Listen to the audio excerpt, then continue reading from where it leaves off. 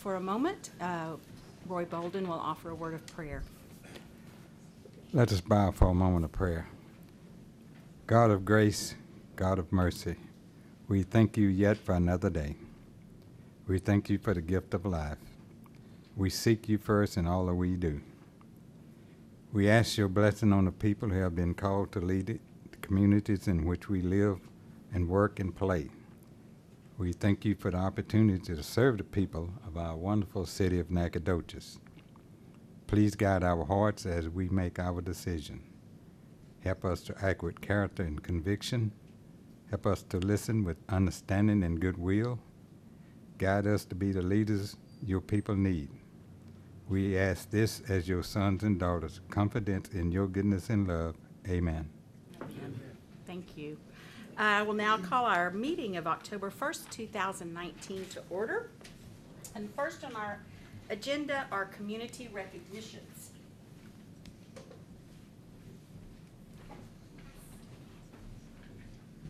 Thank you, ma'am. So, if I could have the members of the Junior Forum that were going to join me tonight. I believe that's Kristen, Brittany, Terry, Olivia, Mara. Look at all these people. How are you? Okay. I know some of you. I think I know almost everybody. This is great. I know most of you here have heard of the Nacogdoches Junior Forum, but they are an organization of women committed to promoting volunteerism, developing the potential of women, and improving our community through the effective action and leadership of trained volunteers. From the proceeds of their annual event, Holiday in the Pines, they distribute tens of thousands of dollars in funds throughout our community to various organizations focusing on arts, history, youth, and nonprofit services for senior citizens. The city of Nacogdoches is one of these recipients and has benefited from funding for wayfinding signs, year-round downtown lighting, and supplies for activities at the public library. Not only does the Nacogdoches Junior Forum provide funds for various projects, they contribute immeasurable service hours to Nacogdoches MainStreet events and our public library's Pajama Storytime. In addition, they plan and implement evening story times throughout the year to encourage families to visit the library and read together.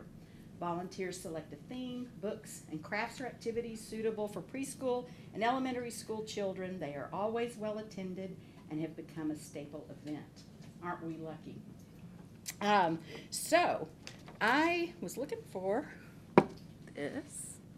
I don't know if this is on, or can you all talk? You're a teacher. You can talk loud, can't you? No, you don't want to? She's a librarian. Only to children. Hello, that's me. Okay, there you go. Okay, great.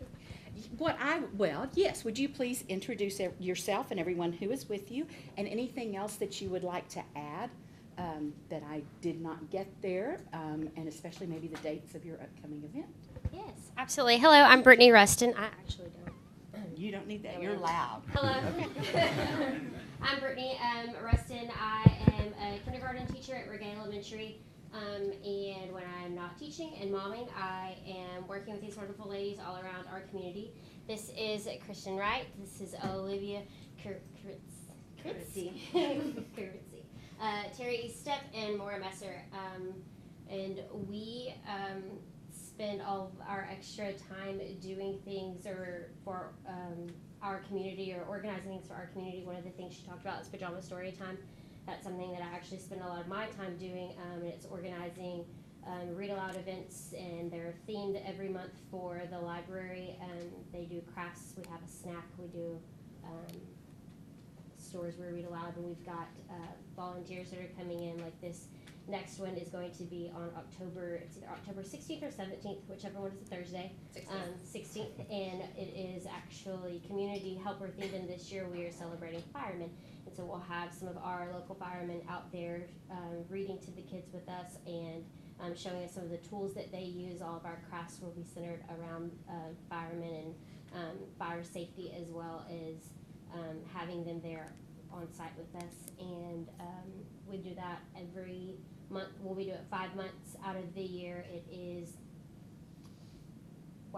September, October, and then we jump to, because of the holidays, we jump to January, February, we skip March because of spring break, and we do April.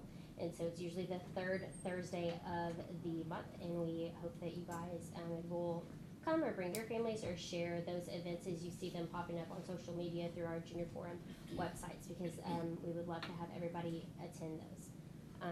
I'll let Kristen talk a little bit about what she does for the city. If that's okay. I am the volunteer coordinator for Junior Forum for the Convention and Visitors Bureau. So we help provide volunteers to keep the CBB open on Saturdays and Sundays. I am our local state officer. Junior Forum is a Texas-only organization, not to be confused with Junior League, which is a national organization. There are 9 chapters in the state of Texas with Junior Forum. I've served as our local JFI officer for the last 7 years, and I've been honored to be our state president and now our advisor. Also volunteered at the local level, of course. We do a lot in the community. We have an arts and historic program that focuses on Cole Art Center, which is kind of my favorite program, where we provide treats and appetizers for all of our art gallery openings. We also pop popcorn for First Friday films at the Cole Art Center. And then we also collaborate with Millard's Crossing to host the Millard's Crossing Easter egg hunt, and we do the Halloween, what do they? Ghost of Miller's Ghost of Crossing. The Yes. Ghost of Millard's Crossing, yes, yeah, the Halloween extravaganza, if you will. And then we also have Old Time Christmas that we volunteer, and we usually just have a little section that we take care of there. That's my favorite service and the one that I kind of spend the most time with. Terry Eastep, I'm the current president, and if I may, we also have 2 bonus former presidents in the audience tonight. We have Jamie Anderson and Catherine Rudisil, who have both served as Junior Forum presidents tonight. They are here for other reasons, but they are both wonderful leaders that have preceded me in service. This is my 6th year in Junior Forum, and so it's just been a wonderful organization to work with. A great group of women that have come together to help provide for our community and hopefully band together to do all that we can in service and to provide for various aspects of our community, everything from children to seniors and a little bit of everything in between. So, Thank you. My name is Maura. I am the president-elect, so I'll be president next year. I also served as our CP&R chair. And I mention that because we are actually putting our grant live online, our application. So if you're part of a community organization that would like to submit a grant for our funds, or you know of one that may be a good one that we can serve, that application's live on our website October, and then we make those decisions around January, February. So just to put that bug in your ear. And we also have Holiday in the Pines, which is our one and only fundraiser that we do that provides all of these funds that we give to the community. And that's going to be at the Fredonia, and that's the weekend before Thanksgiving. So you'll be seeing lots of information about that, and that all of the proceeds from that go directly into our community and these programs and scholarships for Nacogdoches seniors. Okay, great. Well, thank you. So I will give this to you since you're standing right next to me instead of your president. Would you all like to join me down here, please, for the photograph? Let's scooch up just a little bit, and y'all kind of come in here together. This is a brick from the city of Nacogdoches, reminiscent of our bricks, to let them know how much the city appreciates all of the work they do. And hopefully you will have it somewhere where the future presidents and workers and volunteers will see it and know that we appreciate everything that Junior Forum does for the city of Nacogdoches. So thank you very, very much. Thank you. Mm-hmm. Thanks. Thank you, Jean. Thanks. Good to see you.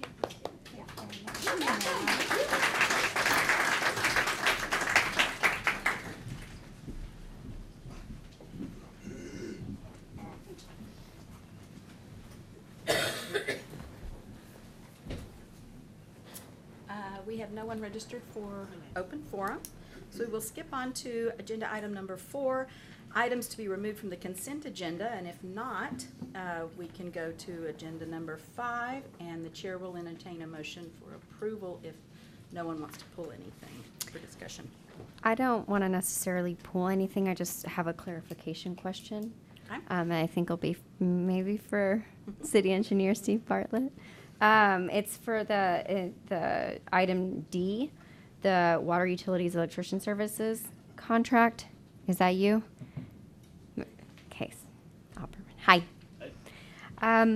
So I saw on there a mention about going with 2 companies in case one can't make it. Yes. On an as-need basis, we can go with the other one, which makes sense to me. But my question is that $40,000 price tag, is that something that they bill against? Or do we pay that outright? And if so, do we pay it outright double? It's just a cap on their contract. Okay. And so it's Okay. an IDIQ contract, which is indefinite delivery, indefinite quantity, so it's just basically call out. So they've got up to a cap of $40,000 to work against. Okay, so it's not like we're shelling out 80K. No, ma'am. Gotcha. No, ma'am. That's all I wanted. All right. Thank you. I have a comment. Well, maybe a question too. Item B. Where do we, not for you. Where do we stand in the game plan for the restroom at Maroney Park or any of the other parks? For the handicap restroom or just this? The restroom. This restroom, okay. Good evening, Mr. Bright. Good evening, Mayor, Councilman. I'm sorry, I missed the question as I was walking up. You know, we've rejected the bid for the construction of the restroom at Yes, sir. Maroney Park. Have we have other plans in place? Yes, sir. With the approval of rejection of this bids this evening, we will repackage that. And we're working with a local architect to redesign it based on the feedback we got from the last bid, and then we will send that back out to bid as soon as we can. Now, is that just for Maroney Park? Is that for other parks also? This one is just for Just Maroney for Park, yes, sir. Okay. All right, thank you. Thank you. If nothing Well, else, no, I'm good. make a motion. Yeah, well, I'll make a motion to approve the consent agenda. I'll second that. Okay, moved and seconded. If no further discussion, all those in favor, please say aye. Aye. All those opposed, motion passes. So moving on to agenda item number 6 on our regular agenda is a public hearing. Mr. Manti, good evening. Good evening, Mayor and Council. The agenda item tonight is a rezone from B2 to B3. Per our zoning ordinance, B3 is a central business zoning, and B2 is a general business zoning. And this is for a rezone for 3 lots within a block. As you can see on the screen, it's between Church and Mount and along Hospital Street. Currently, if you're looking at the aerial, a greater portion of the lots, one of them serves as a parking lot. I want to call it a vacant lot because it's just a vacant lot with no development on it. And then we have a stretch of stores along Hospital Street as well. The applicant wants to rezone all this to B3 and develop the parking lot into a multi-use development. As you can see on the map, surrounding uses include residences. One of the major developments along that street is the Fredonia Hotel, which is located on the western part of this property. In looking at the current land uses and the proposed use of the applicant, staff believes that redeveloping the parking lots will not have any adverse impact on surrounding uses, considering the fact that it's already surrounded by commercial uses. And also in our desire to attract businesses and increase our tax basis, currently it's a parking lot, and if it's going to be redeveloped into a multi-use, it's going to generate more income or more economic prospects for the development in that area. And we did talk about encouraging infill development that will foster wealth for development within the city of Nacogdoches. So I believe redeveloping that empty space into a multi or mixed-use development would be a significant addition to the city and to that area. So I have a picture here showing the current lots. That's the parking lot we have on site.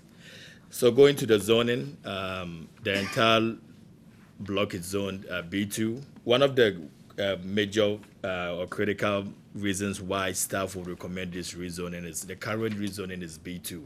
So it means that any developer can go in and have an auto sales or auto repair within that neighborhood. The B3 is a more of a restricted commercial use. And so rezoning to B3, staff believes, would allow the city to be able to limit certain kinds of uses on that parcel. And so rezoning to B3 will actually blend well with the surrounding B3 zones, and considering the fact that the western part of this property and the southern part of it are already zoned for B3. So staff believes rezoning to B3 will allow the development to blend well with surrounding zoning districts. The future land use plan calls for the entire neighborhood to be central mixed use. So ideally, the future land use plan calls for this development to be part of the entire downtown zone. And per the future land use map, central mixed use is supposed to be the central core of the city in and around the traditional downtown, where a mix of retail, office, residential, and public use is permitted and encouraged, subject to development and compatibility standard. So it looks like the applicants read this and decided to go according to what the future land use map calls for, because the future land use plan and what he intends to do, it's right on point and will fit what the future goal of that neighborhood is. We don't have any floodplain map because no part of the property lies within the floodplain. We did send out notification to people within the 200 feet. We had nobody in opposition and nobody in favor. But at our P&Z meeting, we had some citizens come in and recommend approval of this zoning for the area. So staff findings, staff believes that development is allowed by right in both the B2 and B3, but we believe that the mixed uses will blend well more in the B3 zone. And then rezoning to the B3, which is a central business, will restrict future development, allow less intense uses on site, and permit mixed use development that is compatible with surrounding uses. And then redeveloping the parking lot into a mixed use development will turn a largely inefficient land use into a high return parcel that would generate exceptional tax revenue for the city and can be a catalyst for other redevelopment initiatives within the city of Nacogdoches. And with this, staff will recommend approval, and that will bring my presentation to an end, and I'll be willing to answer any questions you may have. Thank you very much. So it is a public hearing, so we would like to know if there's anyone here that would like to speak against this zone change. Okay, is there anyone that would like to speak for the zone change? Okay, hearing none, public hearing is now closed. Council, do you have any questions or comments for Mr. Manti? Go right ahead. I do. Hi. Hi.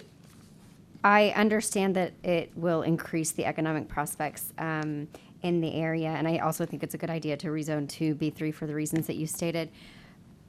When I was trying to visualize before seeing the pictures of the map of what it was, I was like, is that parking lot that I see packed every Thursday, Friday, and Saturday, and then on festivals? And so, I mean, I get that it's a vacant lot, and I don't know if that's enough to justify even what I'm saying, but because in between, Monday and Wednesday, it's rather empty, but we do seem to get a lot of use out of that for parking purposes, particularly when we have events downtown. That would be, and again, I'm not saying that I value the parking lot over. I think that a mixed use would look prettier, obviously, but that is a little concern I have. Well, that is true. People use that parking lot a lot. But then I think the issue was that parking lot is not designated for those uses. Anyways. It's a private use. And there's no parking, not that there's no parking requirement, but those events that happen in the downtown are supposed to park around the downtown areas. I think for this development, staff's consideration will look at the existing use on site and try to see that if we rezone this and it's redeveloped, will the existing stores along Hospital lose any parking? And the answer would be no, because they already have parking on the street and behind the street. So it is true, the event or Thursday parking or some users will lose parking, but this parking was not designated for their use. And so it might trigger other businesses downtown to direct the customers to look for parking elsewhere. That answers it. Thank you. The parking is mainly when the brewery have an event, and Sure. also when we have a parade downtown. Yeah. But also, you took my parking spot up for Casa. But I knew it was a private, Parking, yeah. not private parking, but a private ownership. Ownership. Yeah. Where is, it says lot 17, 18, 17A, and part of 13. Where is 13? I couldn't think I don't figure have that the. part out. So that was the description on. So all of it is block 3. So lot 17, 18, and then which one did you want to see? 17, 13. Well, it says in my notes here that it's Yeah. zone 19.04, lot 17, 18, 17A, and part of 13. Great. So this is an old part of town, and some of these lots have some I don't want to use the word weird, but some weird legal description. Some part have been cut to be added to another part, and so if you look at the lots on the north side of it, you realize it does not have it has a unique shape, meaning it was cut out of that 13 to be part of it. And I have the applicant here if he has any history on why those demarcations was done. But according to the appraiser district, it used to be a whole lot 13 on the northern part of the block, but a portion of it was cut and was added to lot 17.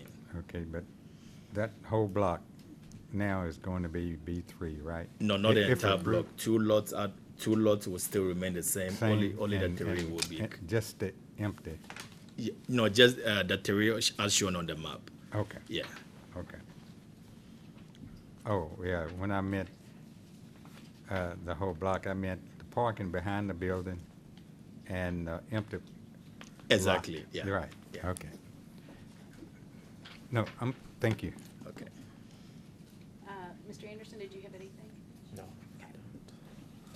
Thank you very much. Mr. Great. And as you all know, this is my last presentation. I would like to thank you all for the time here and giving me the opportunity to serve you. And I hope to see more of you as time goes on. Well, we wish you the very best. Sure. Thank And you. we'll miss Thank you. Going to you. a great city. Okay, Chair will entertain a motion. Well, I'll make a motion to approve ordinance amending boundaries of zoning district within the city of Nacogdoches from B2 to general business to B3 general business for lot 1718, partial ID 22784. Is that reading enough of it?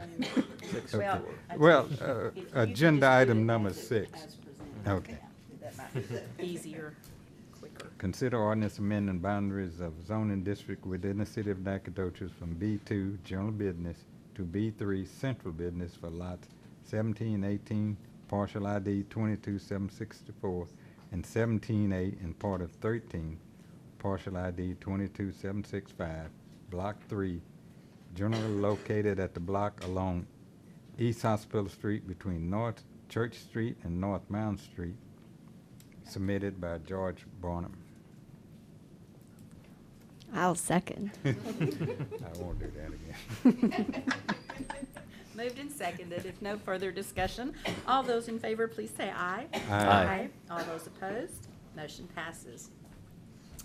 Agenda item number 7, consider purchasing 6 police vehicles. Good evening, Chief Seavey. Good evening, Mayor and Council. I'm here, as it says, to request purchase of 6 police vehicles.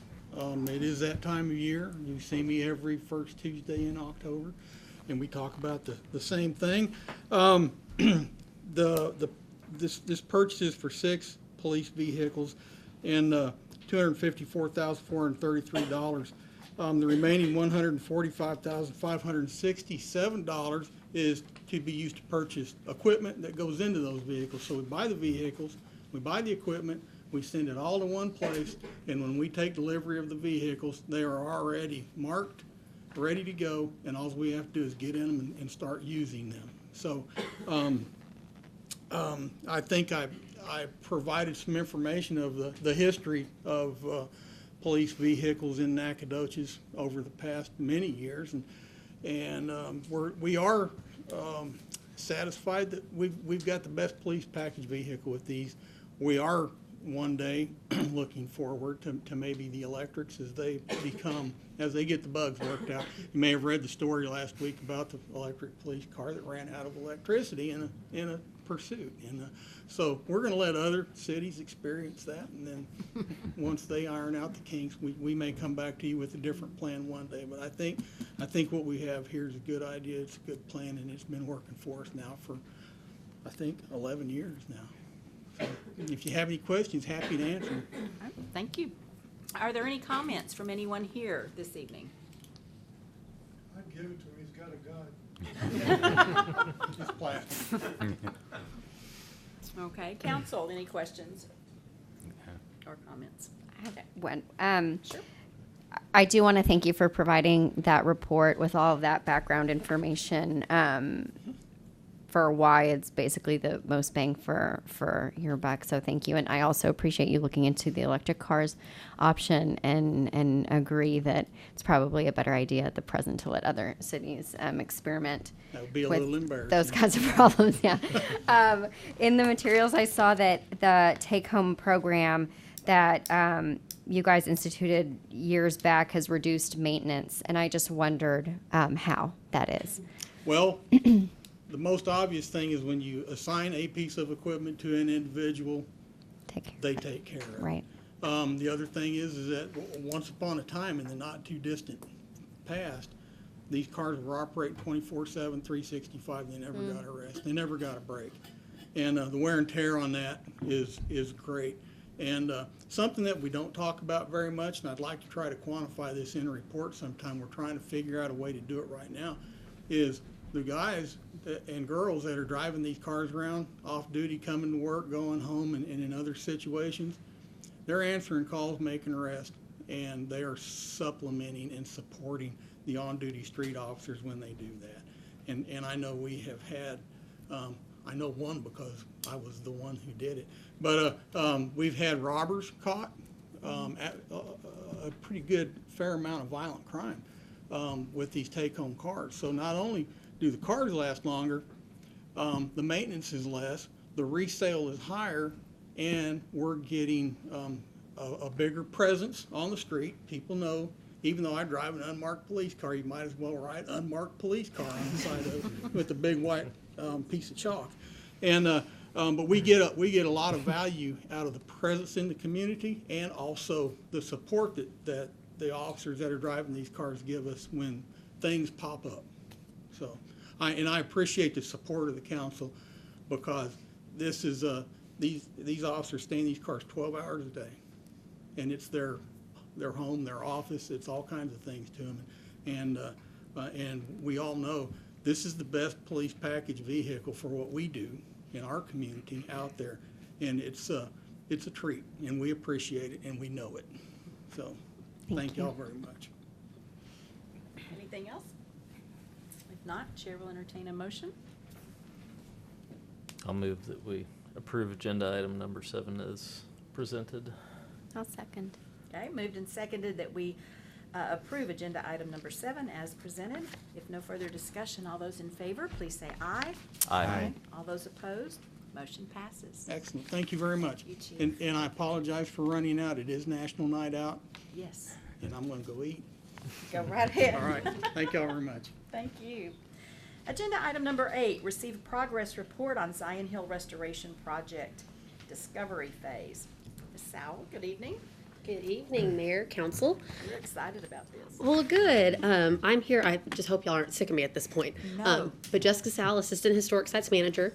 I'm here today to give y'all kind of a progress report of what we've been doing since we engaged Cox Contractors in May as our construction managers at risk, and then what we're doing with this discovery phase. So I was last year to present in May for the Cox Contractors Construction Manager at Risk, which was approved by Council. Cox Contractors has got a very full plate now with this project.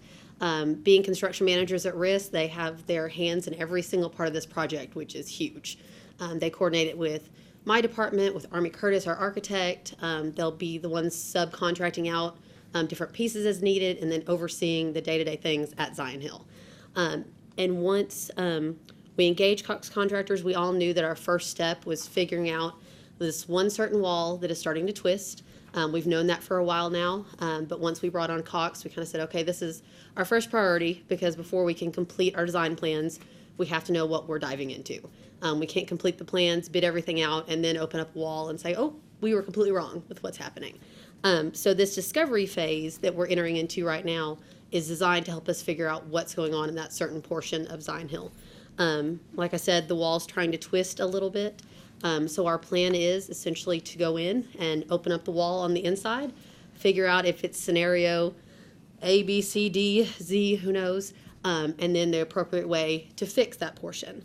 But of course, before we just start busting holes in the wall, for lack of a better term, we really need to make sure the building is secure. And so what Cox Contractors has been doing since May, they've done quite a few site visits, measurements, conversations with myself, Brian Bray, our Director of Community Services, with Army Curtis. They've done 1 million measurements out at Zion Hill. And what they were trying to do was determine if they were going to do the shoring and scaffolding, which is essentially shoring up the building before we tear holes in the wall, if they were going to do that in-house or if it needed to be subcontracted. Based on the age of the building, the condition it's in, the sheer size of it, and the fact that we don't know what's under any of these walls. This building is beautiful, but she is also very complicated.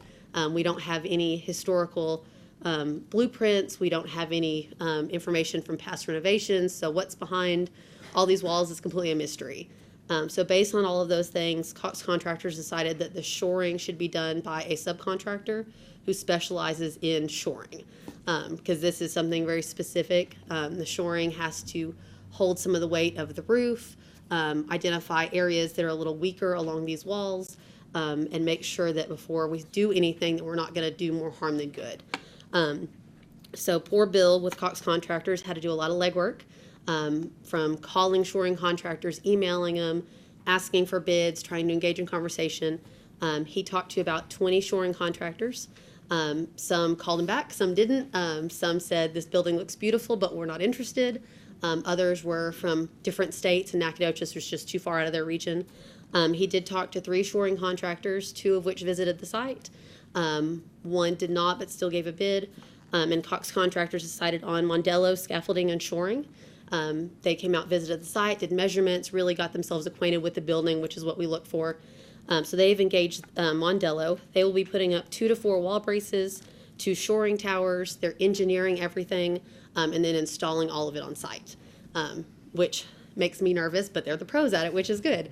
They first had to determine how much the roof weighs, how to distribute that weight, where to put all these different elements.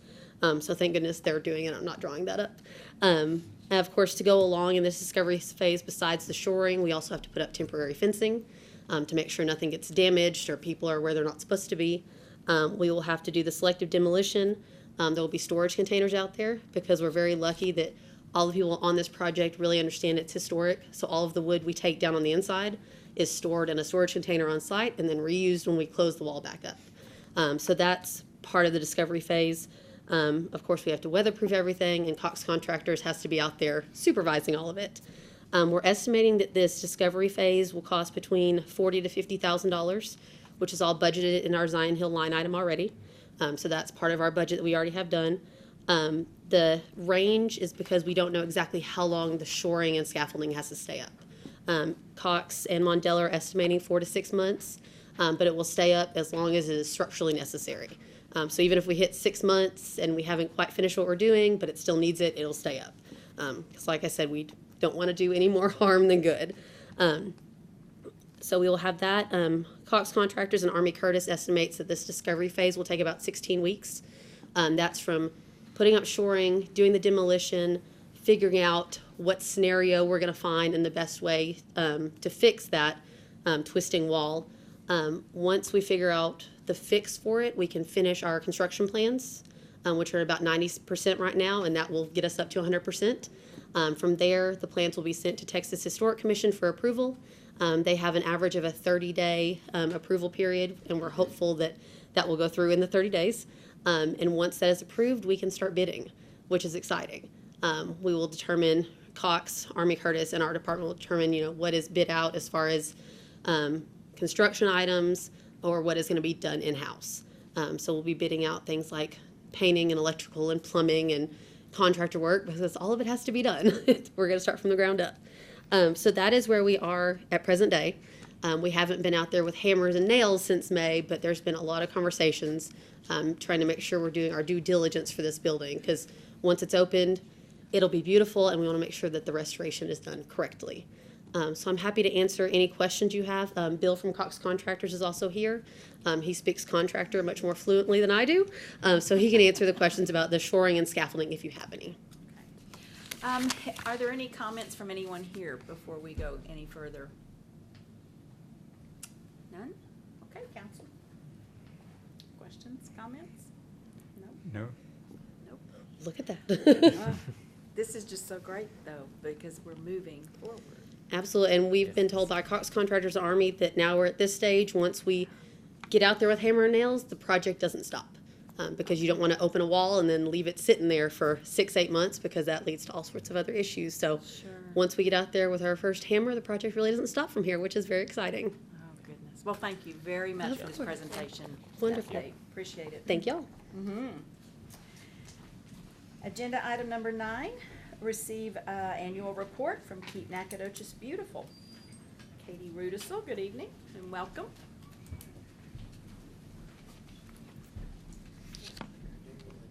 That's what I was gonna ask you. I was like, and if you need help Stephen on the things okay, that one's good. Okay. Good evening, Mayor. Good evening, Councilman. This is our overview for the year. Keep Nacogdoches Beautiful's mission is enhancing the community by encouraging individual responsibility in the areas of litter prevention, waste reduction, and beautification. Through the usage of city funds, it helps us get where we need to be. It helps us look for volunteers. It helps bring ongoing beautification efforts and promote the availability of recycling programs within the city. Also educating the community on source reduction and litter abatement, as well as illegal dumping. The people of Keep Nacogdoches Beautiful consist of our board members, our staff member, and the community members that include our volunteers as well as community sponsors and partnerships. Our Keep Nacogdoches Beautiful volunteer board of directors consists of 12 directors and 5 ex officio, making our total board 17. Board members are community members, small business owners, large business owners, as well as city and county employees. We have 1 part-time staff member, that is myself. Through funding from the city, I'm able to attend the Keep Texas Beautiful conference and bring back all of the insight as to new programs that are available within the state, and kind of move Nacogdoches forward in that respect. I'm also in charge with recruiting and putting into place a programs intern team. So that gives us a little more help. Right now we have 2, possibly 3, that are working within their major area of study within Keep Nacogdoches Beautiful. We have many state, local, and national partners, including the City of Nacogdoches, Nacogdoches County, Nacogdoches Public Library, United States Post Office, various independent school districts throughout Nacogdoches County, Keep Texas Beautiful, and Keep America Beautiful. We have many local business partners as well as community partners. We have a plethora of programs, some that have moved into existence and have replaced others within the last year. One is the Tech Cycle. We have Fall Sweep, MLK Day of Service, the Big Event, Nacogdoches Blooms, Adopt a Highway, K&B Tree Nursery, Landscape Leadership Award, Festival Management, Litter Tool Lending, and educational and also recycling programs. Our Tech Cycle happens 3 times a year. It allows us, last year it allowed us to collect over 10,000 pounds of recyclable tech items. We do it, like I said, 2 to 3 times a year, and our trailer is always packed. Our fall sweep is actually 4 different service projects together, and it's held in conjunction with the Keep Texas Beautiful fall sweep. And then also held in conjunction with the Keep America Beautiful litter prevention program that they have. This year, we also participated in MLK Day of Service. We had over 130 volunteers, 3 different service projects. One big one that we had was Brooks Quinn Jones Elementary and surrounding areas, which includes the walkway that the students walk through in the morning. We collected over 30 cubic yards of litter and debris that was disposed of there, as well as brought to the landfill, whatever was extra, which was a couple of bags by one of our board members. We have Nacogdoches Blooms. This year is the 22nd year of Nacogdoches Blooms. It's our fundraiser. And if you look throughout the city in the spring and also the fall, there are plenty of blooms. Especially now we have spider lilies and oxblood lilies. So if you look around and see a pretty red lily, it's probably one of ours. Adopt a Highway is held in conjunction with the Don't Mess with Texas campaign. We recruited over 40 volunteers last year to do a quarterly litter cleanup, and our Adopt a Highway is between Highway 7 and 1878/Star Street on the East Loop. We have our own K&B tree nursery. It's maintained by K&B volunteers and K&B directors. Every year we have an annual tree sale, and we're getting prepared for that now. We have an award that's given to community members and business members to recognize their own beautification efforts, and that's the Landscape Leadership Award. Last year, the recipients were Bottle Cap Alley and Drury Construction. Festival litter abatement. If you look at any of your pictures from Blueberry Festival, you probably see one of our super beautiful boxes. That's part of our litter bin lending program, and then when we do litter abatement for the city at our 2 events, that's what we utilize. Last year, we had more than 60 volunteers, and we collected over 70 cubic yards of litter during the 2018 Nine Flags Festival and 2019 Blueberry Festival. And this is part of our litter tool lending program. This is the Dia de los Muertos festival that happens every year, the end of October. For the various festivals, we have over 300 litter bins that have been loaned out to more than 20 organizations or for personal events. The events have involved over 10,000 participants, and over 200 litter bins are already reserved through December of 2019. So that's cool. Our educational program, we try to provide education opportunities at all of our events. We have an education committee, and when you look at our events, there's always a little piece, and some board member that's educating a volunteer or educating, if in this picture it's just sorting clean litter where they can see what can be recycled and what can be thrown away. We have a play coming up, and it's called Trash Talk. It's written and directed by our K&B board member, Susie Lauer, and it will debut at the library on November 9th. Mark your calendars.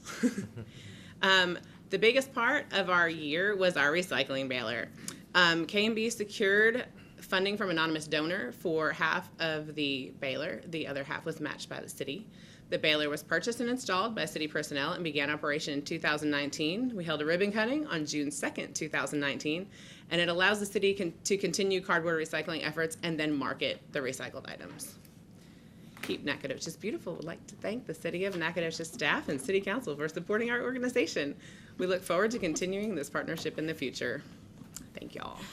Okay. Is there anyone here? I know there's some of your board members are Yes. here. We have Oh my goodness. Brian, Mike, John, and our newest almost board member, Sam. Okay, great. Are there any comments about the presentation from anyone here? Good work. Good work. Council, questions and comments? Do you have anything? No, I'm gonna pass. You're good. Okay. Mr. Anderson? You're good? Yes, ma'am. Something. Of course. First of all, thank you for all of the work that you do for our city.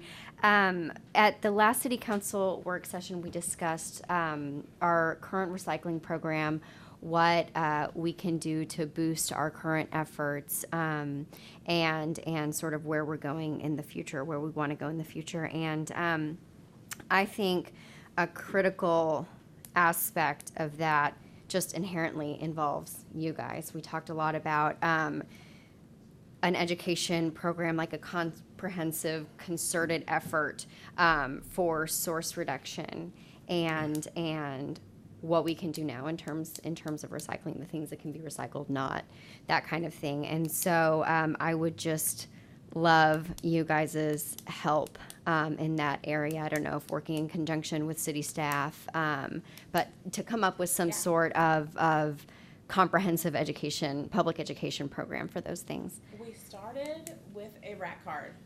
Amy and I got together. I sent her one, just a preview of it, and I know that she's working on updating it. This was within the last 2 weeks. Okay, cool. Just on source reduction, the way to refuse, reduce, reuse, recycle in that order, so that we can kind of start the ball rolling and then take our role as educators in recycling to the next level and then partner with what the city has available. Great. Thank you. Okay. Great. Thank you. I think we're good. Thank you very much. That was a very good, thorough presentation. Appreciate it. Okay, agenda item number 10 is receive a report from the Nacogdoches Housing Authority. This is in response to a workshop the council had that was brought by Mr. Bolden on homelessness, and we discussed housing. And so that is why Mr. Crow is here this evening. So welcome, Mr. Crow. Thank you. Appreciate you having me here. This is the first time I've ever been asked to come to the City Council and present something. So I thought I would go over a bit of history of the Housing Authority, especially since some of you weren't even born when it was created. Some of you were probably children at the time. But I am Robert Crow. I'm the Executive Director of the Housing Authority in Nacogdoches. I don't know which one of these buttons I push. That one. Okay. All right. The Housing Authority was created under the Texas Local Government Code. You guys, or actually the City Commission in 1975, passed a resolution declaring a need for the Housing Authority, and I believe that was in response to a large flood that occurred in January of that year. There were a number of houses that were destroyed that low-income families were living in. There were some down along Bonita Creek, where the park is now, that were destroyed. And so I think the city commissioner decided they needed a housing authority, and they created one. And when they created the housing authority, it became an independent entity as such. It operates separately from the city, and the board can operate independently from the city. However, the mayor does have the authority to remove a commissioner for inefficiency, neglect of duty, or misconduct in office.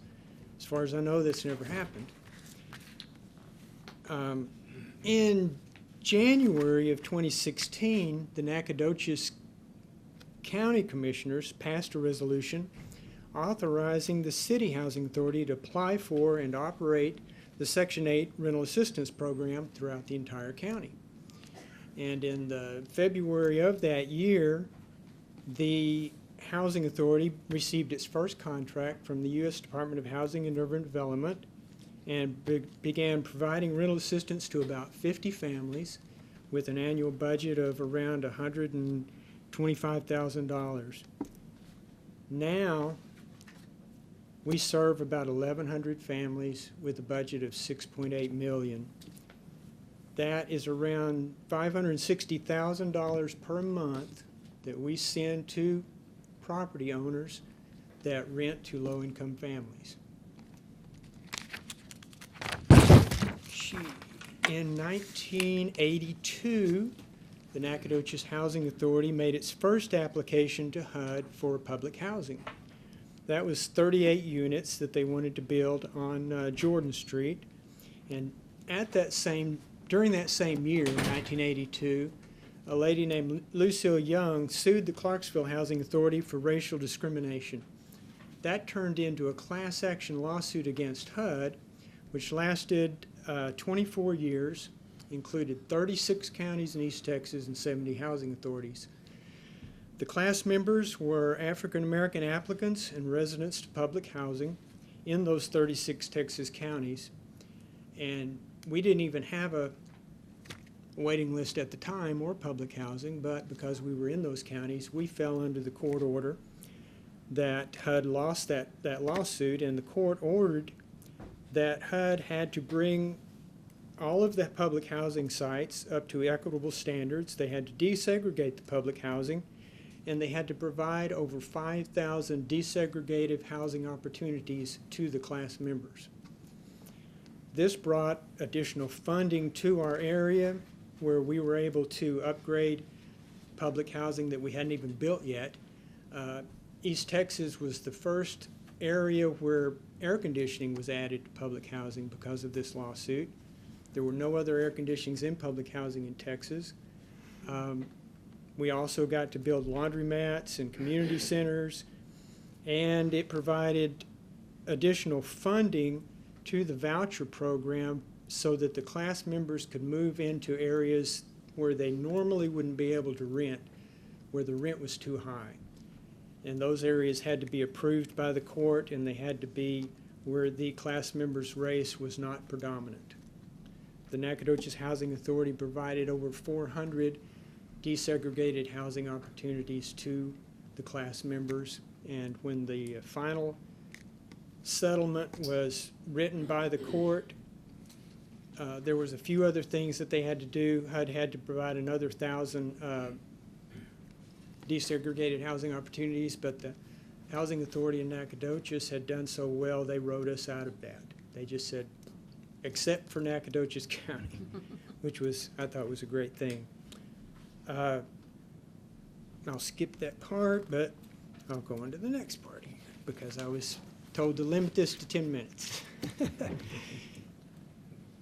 When we built our last public housing, you saw our two public housing before. Sandy Oaks, we built it in 1986. We completed our second public housing in 1994. Both of those projects are 38 units. But in 1994, that was about the time HUD said, we're not going to build any more public housing throughout the United States. No new projects. And so we had to come up with a different way to build affordable housing. And the Housing Authority Board decided to create the Nacogdoches Housing Development Corporation. It's a nonprofit corporation, and the Housing Authority Board is the board of that corporation. So anytime new board members come in, they're automatically board members on that corporation. It's fully controlled by the Housing Authority. And because we had been careful in budgeting with our administrative fees over the years, we were able to transfer funds that we did not spend to that corporation and use it to purchase property and go out and apply for some IRS tax credit. And the tax credits are probably the major federal program now that builds new affordable housing. We were awarded earlier in 2006 and in 2014 two different tax credit properties that we were able to build under that tax credit program. It's monitored by the Texas Department of Housing and Community Affairs in Texas. It's different from HUD. It doesn't have the same program rules, so it's operated more like a private property, and we manage those two properties, and those are the only two tax credit properties in town that we have an interest in. There are a number of other tax credit properties in Nacogdoches, but they're owned by other entities. There was a number of hurricanes, you may remember, between 2005 and 2008 that displaced a lot of families. And a lot of those families had rental assistance or some type of HUD assistance in the areas where they were living. And FEMA came in and said, we need to help those people, so they gave HUD a lot of money, and HUD gave us some of that money to house some of the people that had evacuated from those areas. Over the course of several years, many of those families were able to relocate back to where they came from, back to other affordable housing, but some of them never were able to return because their housing never was rebuilt. And so Congress appropriated some funds and gave it to HUD and said, use these to help those families, and that increased the number of vouchers that we have in our program now, because we were able to use HUD funds to transfer those families from the temporary FEMA funds. And then, as HUD was not funding public housing, new public housing, and they were also getting out of the public housing business, I believe, because Congress was underfunding public housing for a number of years, including capital funds that would have improved public housing. And so HUD came up with a program that said, we need to bring in capital into these units, and so we need to transfer them to a different type of funding source that was more stable. And the Housing Authority in Nacogdoches applied under this rental assistance demonstration program to take our public housing and convert them to project-based vouchers.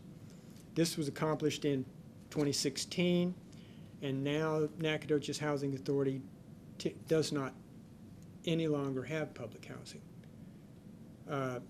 The Housing Authority created this NHA Communities LLC, and it's fully owned by the Housing Authority as well, so that the public housing could be transferred into that name, so that our voucher program could project-based vouchers to that property. The lawyers told us that we could not contract with ourselves, but we could do this, which was an interesting thing for me. It still seems a little incestuous, but it works. The Nacogdoches Housing Development Corporation was able to loan money to the LLC, which was required to have a reserve for replacement funds. And that's what those funds were transferred to that property as a loan, and it pays back the development corporation with interest. And the Nacogdoches Housing Authority manages that property as well. And that's kind of where we are now. I did give you guys the budget for calendar year 2020 that shows the 5 areas of operation that we report to HUD: our voucher program, the NHA Communities LLC, our business area, which we use to manage property like the tax credit property and the NHA Communities. There's the Nacogdoches Housing Development Corporation, and we still have a few funds left over from DHAP-Ike, which was one of the FEMA programs, where we didn't spend all the administrative funds that we were given, and we used those funds for disaster-related purposes. Over the last few years, we've been using those funds to help support the Nacogdoches Firehouse that Love Inc. takes care of. I also gave you guys some reports on the household composition of the families that we serve, the averages that we have as far as the income of the families, what the family pays. That says average TTP, that is called the total tenant payment. So that's the average amount that the families on our program pay toward rent and utilities. The HAP is the housing assistance payments that we pay to the landlord, and the UR is the utility reimbursement. That's an average of what we pay to the tenant if they have to pay utilities and their income is so low that we pay all of their rent. And I gave some statistics on our waiting list. We opened our waiting list in April. We closed it again in July. We got over 1,100 applications during that period, and we're working through those applications now. Generally, we've been opening our waiting list about one time a year, and we get about that many applications every year. then I also gave you guys the current income limits. For our HUD program, the families have to be under 50% median income to be eligible, but we have to serve 75% of the families from our waiting list have to be under the 30% income limit. So those are the two limits that we work with. On the tax credit program, it's 60% median income, and I didn't give you the budget or the breakdown on those because those two are separate from the Housing Authority. They have their own audit. They have a separate set of books, and we manage those properties and have an ownership interest in them, but we don't have to report that to HUD or on our own audits. So that's it. I don't know if that was 10 minutes or not, but. Well, I don't know either, but don't go anywhere. Hold on. Okay, Hold anybody on has any just questions? a second. Are there any comments from anyone that's here? Okay, hearing none. Council, questions, comments? How many locations you administrative over? How many locations? Yeah, I mean, there's housing, We have Sandy Oaks, which is over on Jordan Street. okay. We have Park Crest, which is up by our office, across, next to the Mike Moses Middle School. And then we have Tower Village, that's that Then tax credit property the latest that's one, close to right? our office. Yeah. And then Park Estates is still off of Park Street over by, close to Dr. Puffer's office. I will say that one thing about those locations. They are well kept.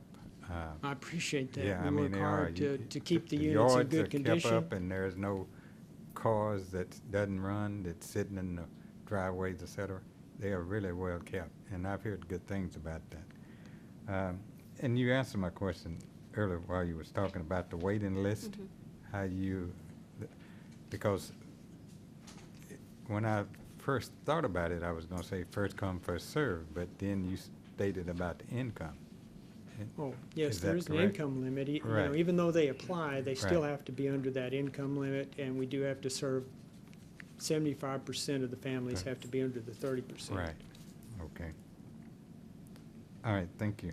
Mhm. Oh, one other thing. Now, when you mentioned about the disaster and some of the residents came to, was there many openings that we could accommodate? Well, there wasn't a lot of funding that we had available, but that FEMA funding was available. HUD and FEMA were working crazy. When we first started that Katy HAP, that was the Katrina disaster, they brought us into a meeting and they said, this is a train track being laid as the train's coming down the road. So they were trying to get these people housed, and they provided a good amount of FEMA money for us to house those people as quickly as we could. But we Some had of to- them are still yeah. here. But we had to open in for those, physically had to open in for those locations for 'em. Most of that funding was rental assistance, so Ah. they came in and found They could be you know, any location. different, yeah. Yeah, okay. All right, thank you. You have anything? First of all, thank you for providing so much housing for so many of our families. It's a basic need, and it's really nice to know that you guys are making sure that that's met for so many people.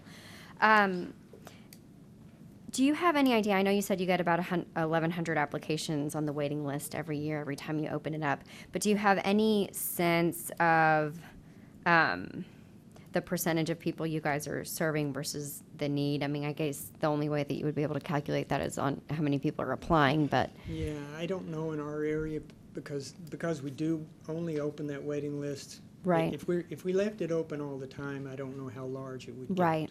I really don't.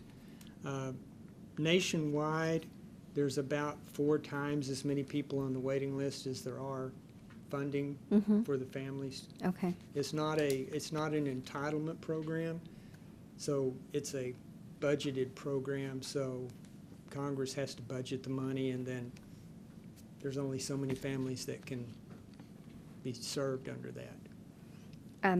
Okay. And Councilmember Bolden touched on this, but you said that in order to apply, you have to be below a certain income. Well, you can apply, but. Right, to but be- you're not going to get, okay. Yeah, to be Okay. eligible. Uh-huh. And so the criteria for picking those families, I mean, obviously the first is income eligibility, I would guess. And then how do you go from there? Is it first come, first served, like he mentioned?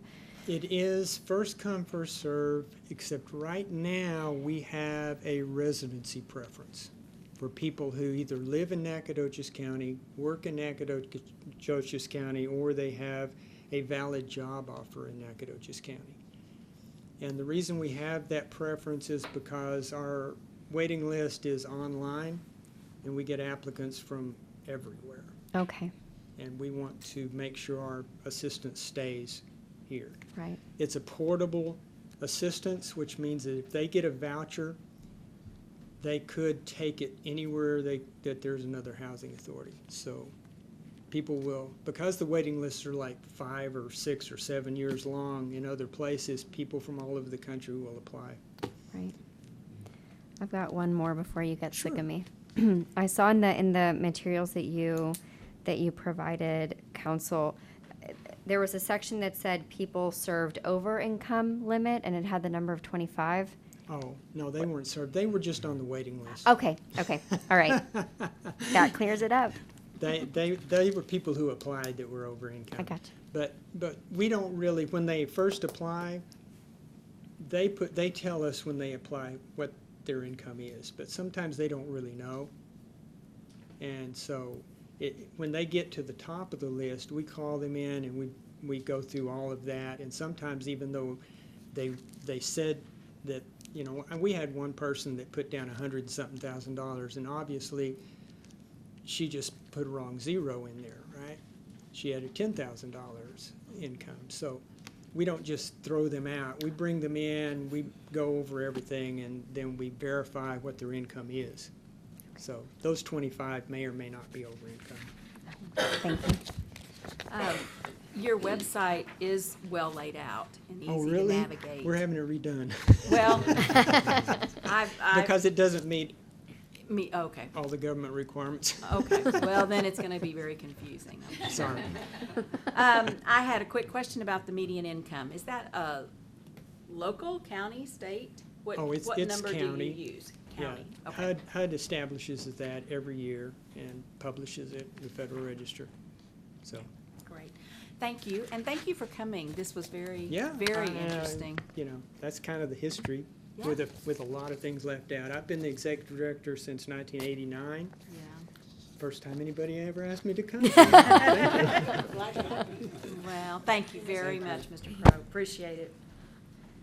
Okay, and so our next agenda item, number 11, we are having that presentation also as a response to the workshop council had about homelessness and housing. So, Mr. and Mrs. Gentry, good evening and welcome. Does anybody have some magnifying glasses? He forgot his glasses. Hello. I can't do that. Flowers. Let me see. I came to be his eyes. I feel like I'm in the wrong place because we don't have any fundraisers and we don't take any government money. We tried our best for 44 years not to be a burden on this city, but to be a help. And we don't do any of those things because we believe that we can trust God. And that's what we've been doing for 44 years. We believe the Bible is what can really help people. Not just the Bible, but Jesus Christ can help people. And the only successes we've seen over the years are the people that became Christians. And some of those people now support us. We take anybody that nobody else wants. We get people from all different kind of religions at our place. We get gay people at our place. And everybody's welcome. They just have to be able to put up with me. And because I'm not going to compromise what I know God's Word says about anything. And if they don't like it, they don't have to stay there. But we never really have that problem because the people who want a place to stay are willing to listen, even if they don't agree. Because you don't have to agree to stay with us. You don't have to join anything. All you have to do is give me all your money, but they ain't got any. So that's why they're homeless. Anyway, I wanted to answer a few of the questions that were asked by, I guess, by email to my wife. But first of all, we've served 3 counties. We have 3 missions, and they're all run the same way. And this last year, just in Nacogdoches, we housed 1,789 people. 26,000 bed nights. In a lot of missions, they would tell you that they had 26,000 people stay with them because they check everybody out every day and then back in. We don't do that. I'm trying to give you an actual number. 1,789 is the actual number of people that stayed with us. We served 82,518 meals. And then we helped 9,676 county residents that were not residents at our place. People that have a home, but they're poor, and so we give them clothing, we give them, furniture items, things they need that people donate to us. And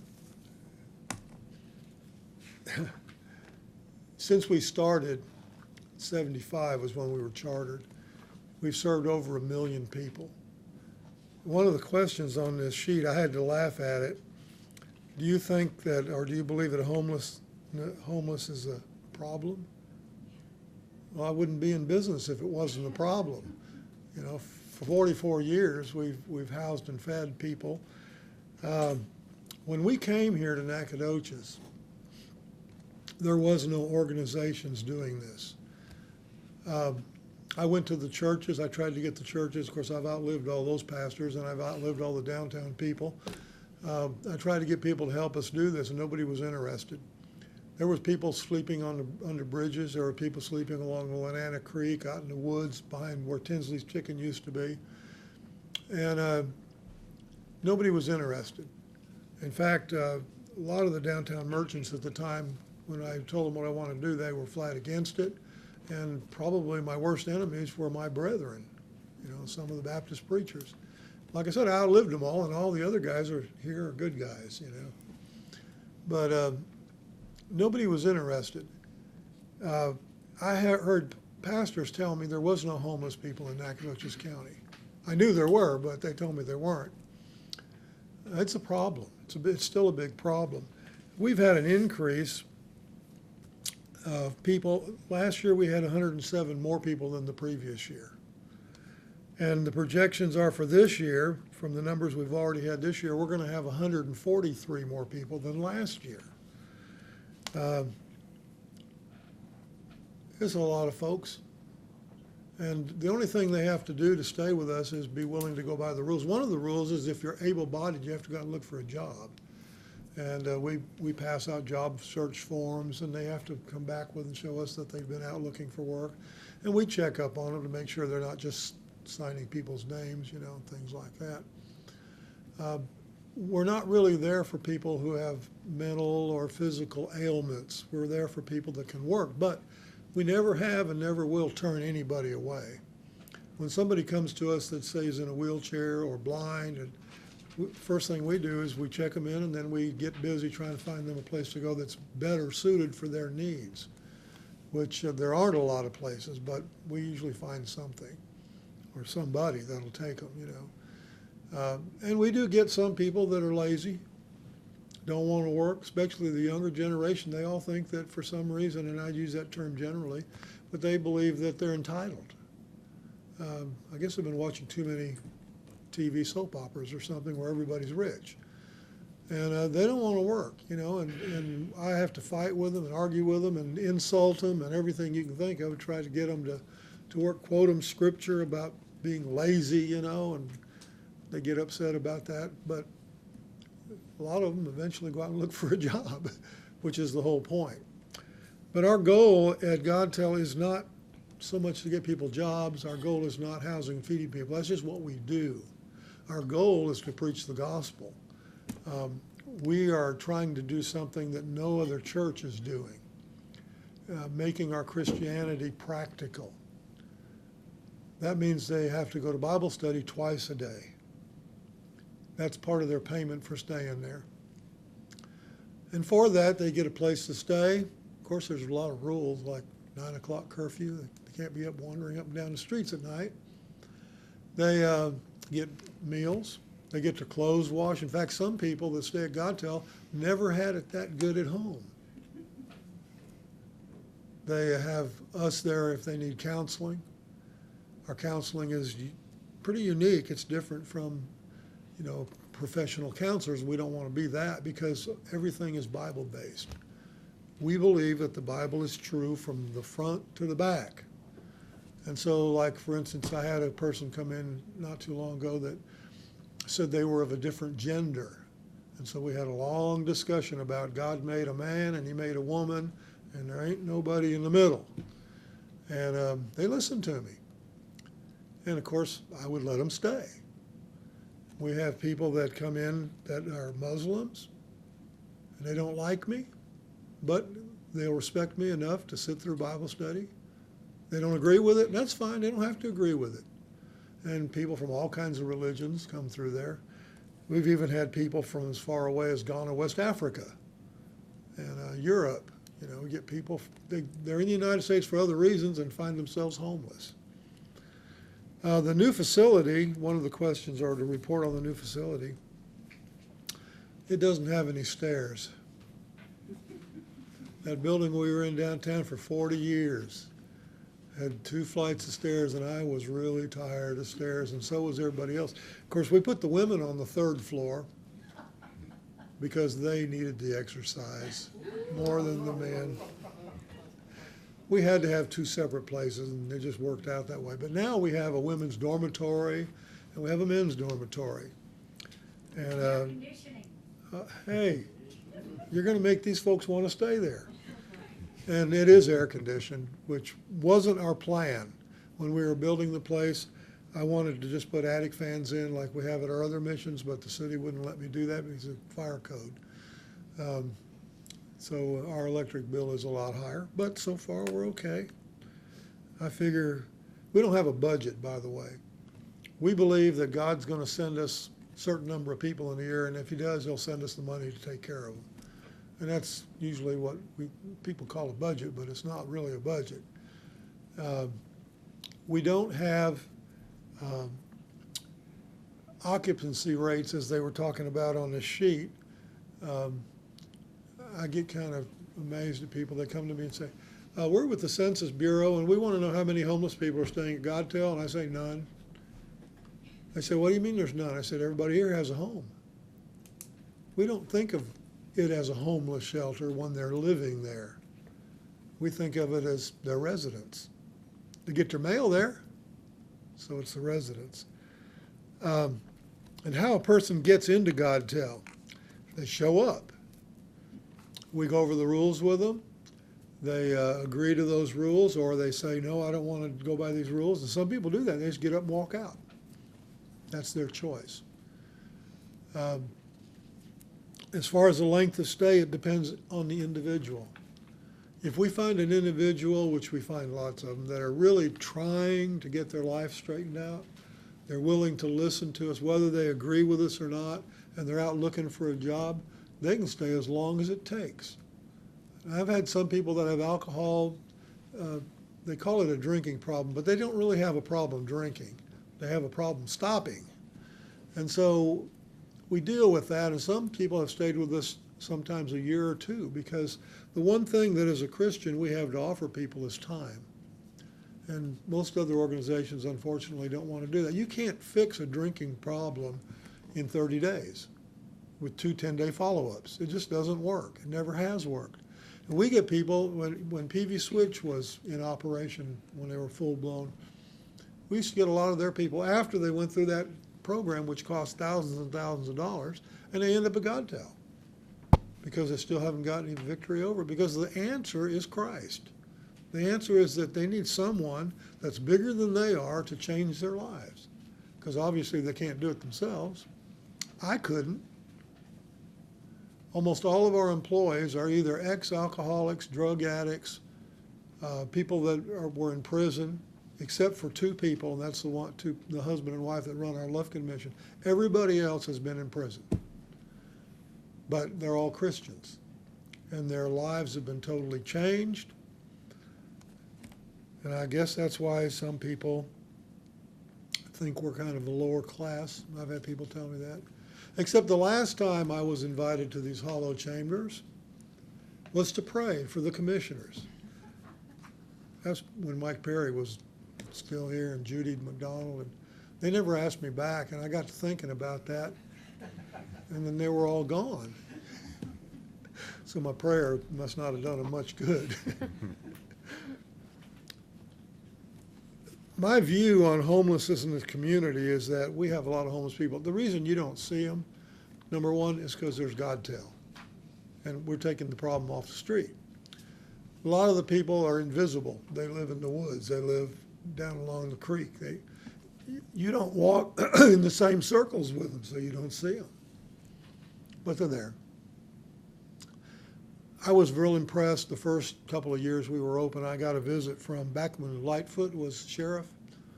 That tells you how long ago things were.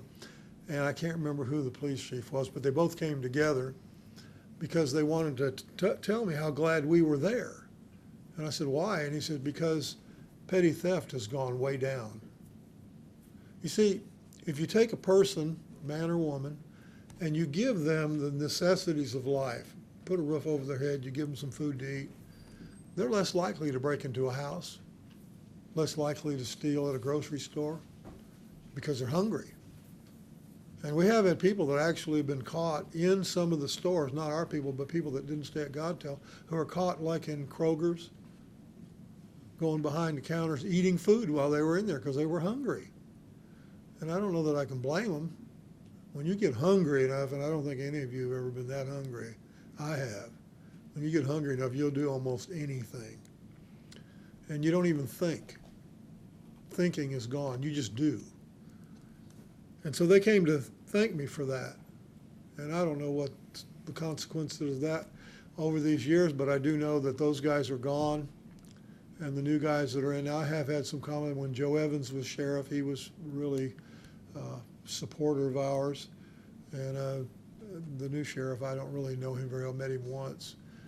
I don't know who the new police chief is. I don't know, maybe that was the guy that was here. Okay, the one I said he had the guns, so give him the cars. Yeah. We're in the business of telling people about Jesus, but more than that, we're in the business of showing them the love of Christ. Words just don't get it. People that come to our place, by and large, most of them have never set foot in a church. We have services for them, and they think it's great because they don't know it's just like a church service. They have no clue. We have a lot of volunteers, especially around Christmas and Thanksgiving. We've got volunteers coming out our ears those times of the year. But we have volunteers all the time. We have a lot of preachers that come and share Bible studies during the week. And we got people that support us that I don't even know where they come from. I mean, I'm always getting checks from people I never heard of. Don't know who they are, don't know how they know us, sometimes from out of state. You know, it's just strange. But for 44 years, this year will make the 44th year. And if everything goes as it's been going, those other 43 years, we finished December the 31st with all the bills paid. Our new facility is paid for. That's $1 million sitting out there. We didn't have a dime when we started, and we didn't ask anybody for any money. Just people came to us and said, we had one group came, the Bright Foundation. They came to us. We never applied to them, and said, we want to build your men's dormitory.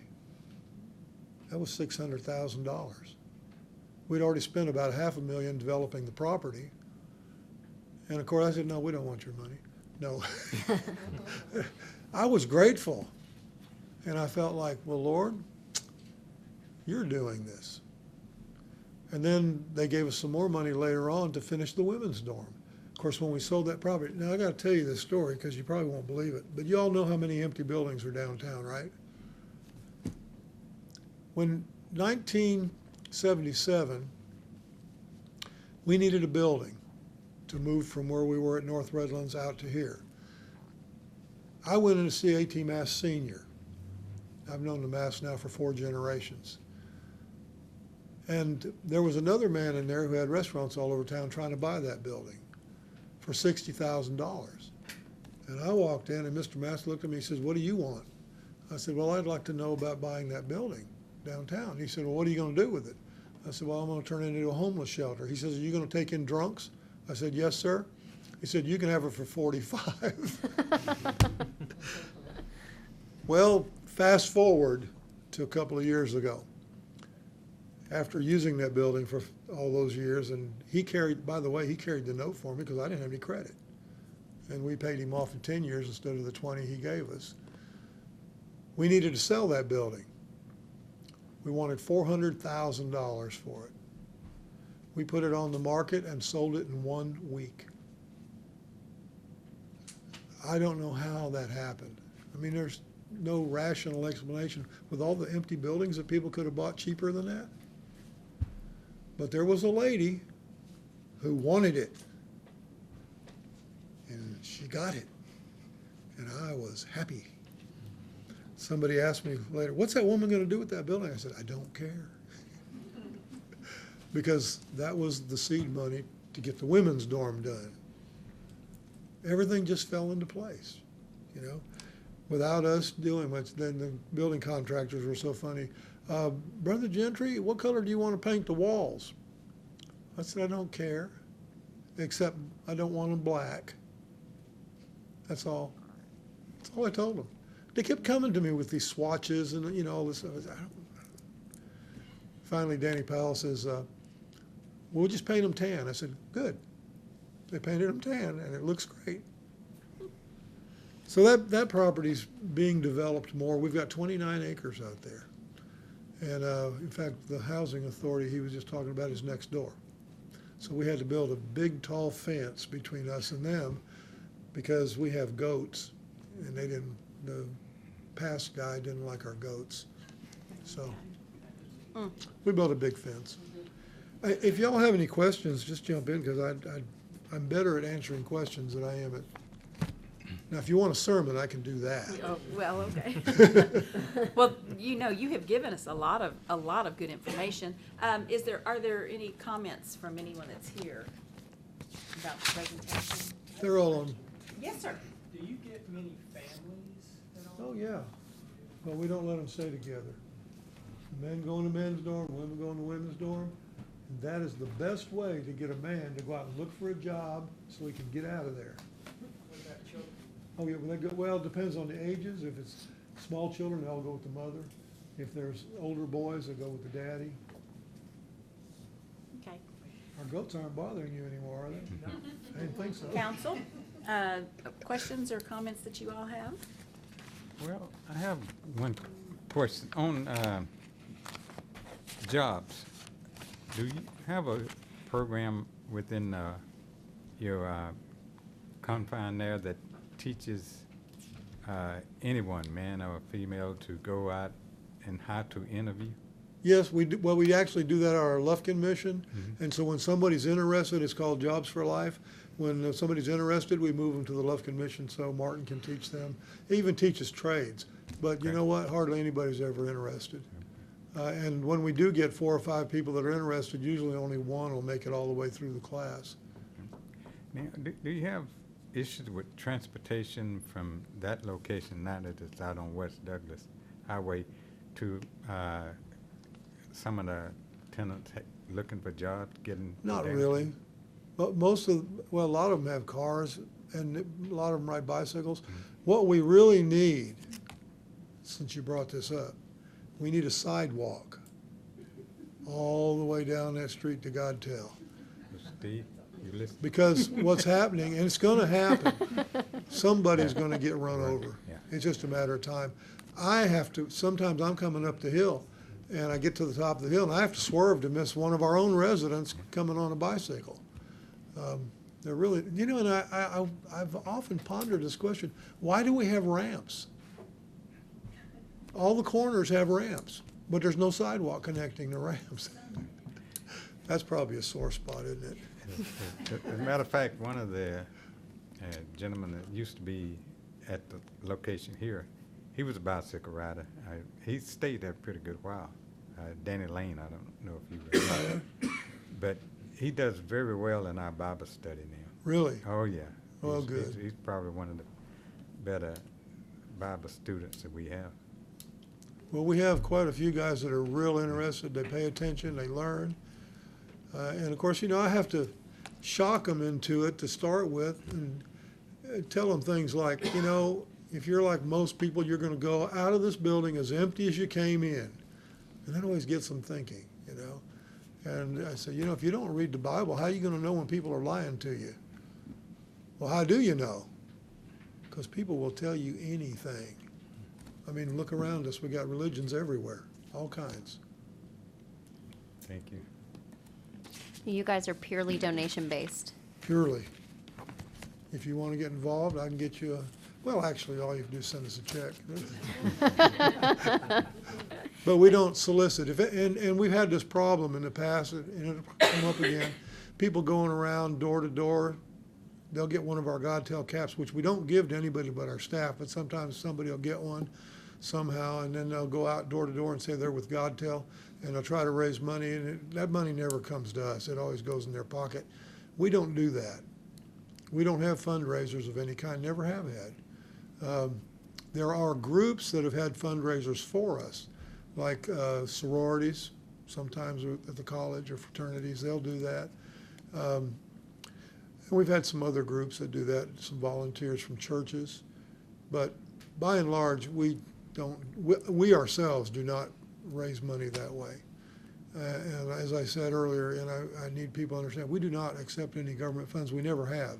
There's people all over this town say, yeah, Brother Gentry does this job because he's getting all that money from the government. And in all our literature, it says we do not accept government funds. And a friend of mine showed that to somebody, and they looked at him and said, Brother Gentry's lying. So we do not. Thank you for everything that you do. Is that it? Anything else? I'm off the hot seat? Yeah. Thank you very much. Don't You're forget to welcome. return your eyewear. And, oh, yeah. You're going to make me a thief, huh? No, sir. Thank you. And thank you all for Mr. letting us Gentry, come. for We coming. appreciate Thank it. you for coming, and thank you, Ms. Gentry. Thank you, Jill. Mm-hmm. Okay, number 12, consider bid award for 2019 sanitary sewer and water line improvements. Mr. Opperman, hello. Hey, Mayor, City Council, Case Opperman, Assistant City Engineer, bringing before you tonight consideration for bid award for the 2019 sanitary sewer and water line improvements project. We've got one water line and one sewer line in this project. One, the water line along Highway 7, it's about 2,300 feet long. Currently, East or west? I'm sorry, Highway 7 East, Okay. just outside the loop, right about where Cordova construction begins and then heads east. So, about 2,300 feet. Currently, it's a 1.5-inch line, which is grossly undersized for that area. There's many needs out there, and it's been frequently repaired. So we're wanting to extend the 12-inch, which actually the 1.5-inch ties into, all the way out that way. The sewer line is currently a 6-inch line that's had multiple repairs needed. It's off the south loop near the Complete Fleet Auto Sales, and it heads cross-country towards Ridgewood Drive. We took bids on a project to replace those two lines on September 12th. 4 contractors submitted bids, as you can see in front of you. We had an alternate bid, which actually extended the repair scheme on the sewer line, and an additive bid, which is a little confusing, but all it really did was relocate a manhole and extend the sewer line to a better location. Those were both contingent on funds. We've got $1 million in each water and sewer fund, so we feel there's adequate monies to do that. Both of those additive alternate bids with. So the base bid for Duplachain Contractors was $412,195. If you factor in the alternate and the additive, that comes to $501,303. So after public comment, I'd be happy to entertain questions. Thank you. Is there anyone, oh, there aren't very many people left. Is there, this is the good stuff. Is there anyone here that would like to comment on this? Nope. Council? Any questions? Does the $412,000 scare you compared to the $549? I thought somebody may ask that. Actually, it's interesting because if you look at those three higher bid numbers, they're actually incredibly close for a $500,000 job, which on one hand tells us that our engineer, Schomburg and Polk, did a great job of putting together the plan set. That means everybody saw the same thing. So that's great.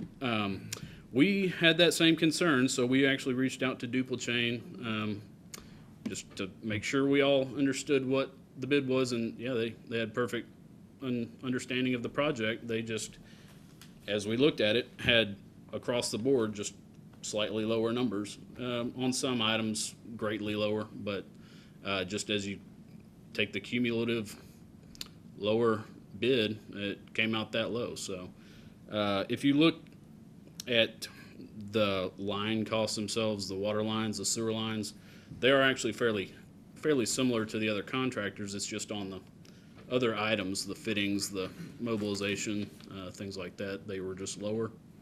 And it just resulted in a much lower bid. So we felt comfortable with it. Is on your map there, it says project area? Yes, sir. That's the part that you're replacing?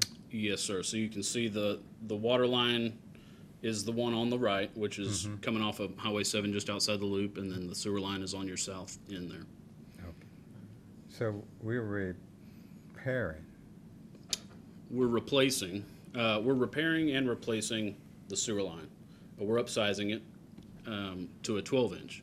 I'm sorry, a 10-inch on the sewer line, and then we're upsizing the water line on Highway 7 to a 12-inch. Thank you. Yes, sir. And extending? There's an extension? Well, the extension was really on the sewer line. The original bid was just to replace most of it.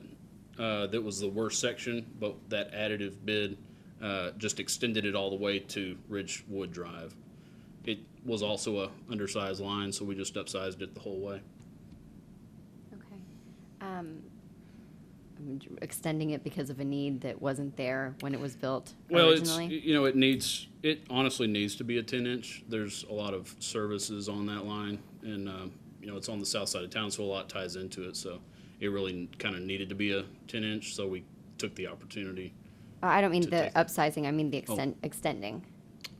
Well, extending in the sense that we're extending the original scope of work, which was just to replace that one section. Okay. Yes, ma'am.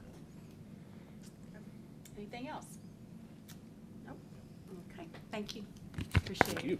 Mm-hmm. So, Chair will entertain a motion for the bid award if council's ready.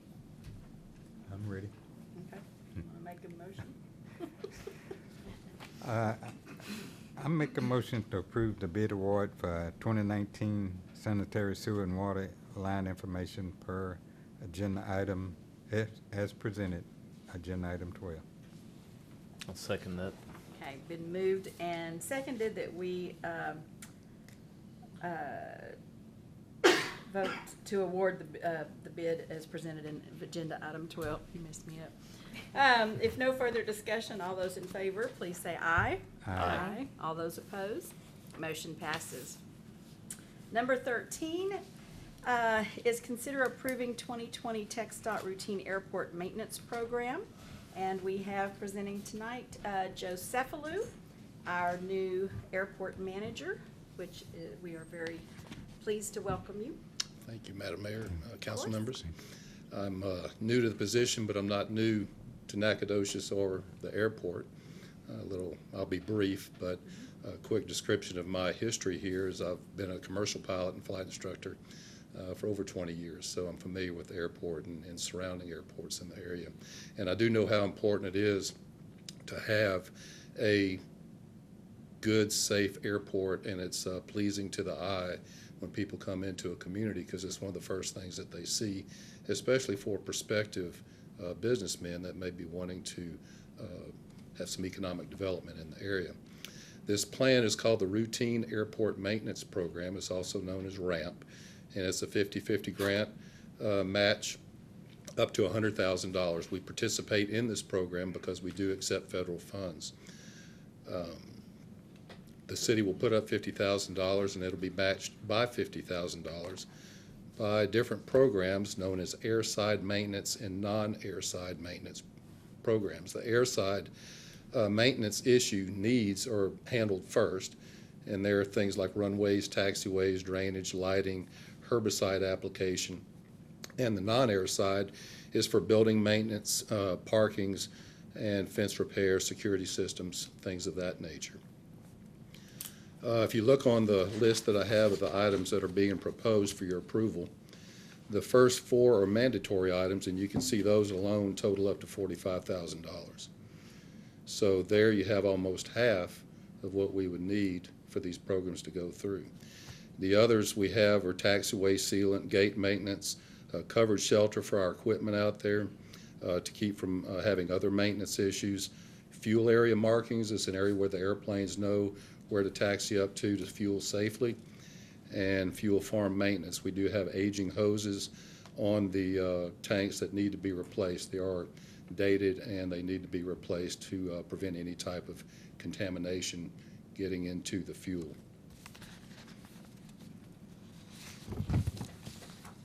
As you can see, the total project is $100,000 for your approval. We had a meeting with the Airport Advisory Board, and they support this program 100%. And I'll be happy to answer any questions if you have those at this time. Okay.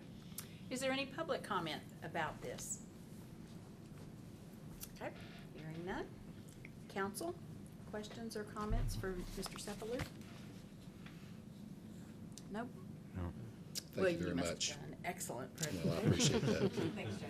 Thank you. Okay, yeah, we've done these before. These are great. Okay, Chair will entertain a motion for approval. I'll make a motion to approve agenda item number 13 as written, approving the 2020 TxDOT Routine Airport Maintenance Program Grant Project Proposal. Second. Okay, moved and seconded that we approve agenda item 13 as presented. If no further discussion, all those in favor, please say aye. Aye. All those opposed, motion passes. Agenda item number 14, consider a resolution nominating a representative from the City of Nacogdoches to the Nacogdoches Central Appraisal District Board of Directors. Mr. Jeffers?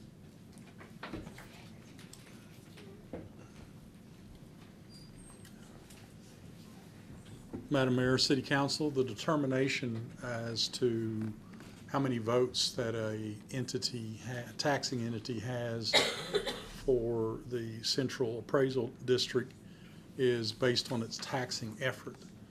Because of the city's taxing effort, we more than likely will have enough votes to select one individual. Mayor Brophy is currently serving as the city's rep. There is no requirement that it be an elected official. You can certainly go outside the city council if you wish. We all know that the Central Appraisal District, they are charged with the responsibility of making sure that the properties in the community, that their assessed value is within 10%, one way or the other, of fair market value. And of course, property tax, the item that we all love to hate, is essential to the operations of the city. Madam Mayor. Thank you, Mr. Jeffers. Is there any public comment about this? Nope. Okay. I have enjoyed being on the Appraisal District Board. I have learned quite a bit. However, I would like to nominate Jimmy Mize to take that over from me beginning in January. He has expressed an interest in it. He is very experienced with appraisals as well as numbers, and there are a lot of numbers involved there. And Mr. Mize is also a very dedicated community servant, in addition to being a banker. If he says he wants to do something and he agrees to it, he gives it 100%. So that is my nomination. If council agrees, then we would need a second, and then we can vote. I'll second. Okay. Is there any discussion? Okay, it's been moved and seconded that we appoint Jimmy Mize as our to the Appraisal District Board of Directors representing the city of Nacogdoches. All those in favor, please say aye. Aye. All those opposed, motion passes. Thank you. And agenda item number 13, consider the appointment of an individual to serve on the MainStreet Advisory Committee to fill a vacant position. We have all looked at the people that were had applied to serve on this committee, and I would like to nominate Megan Bridges to fill that vacant position. Second. Okay. Moved and seconded. Any discussion? No. All those in favor, please say aye. Aye. All those opposed, motion passes. Do we have an executive session this evening? No, ma'am. Oh, thank goodness. Ooh. I mean, thank you. So thank you all for attending tonight's meeting. So that concludes our meeting for October 1st, 2019. I just kind of cracked. I'm going to have coffee next time. I was just cracked. You need your clip back? Hey, I collect those little clips. Oh, do you? Feels later. Thank you. Awesome. Oh, my goodness. I want to ask him so many questions.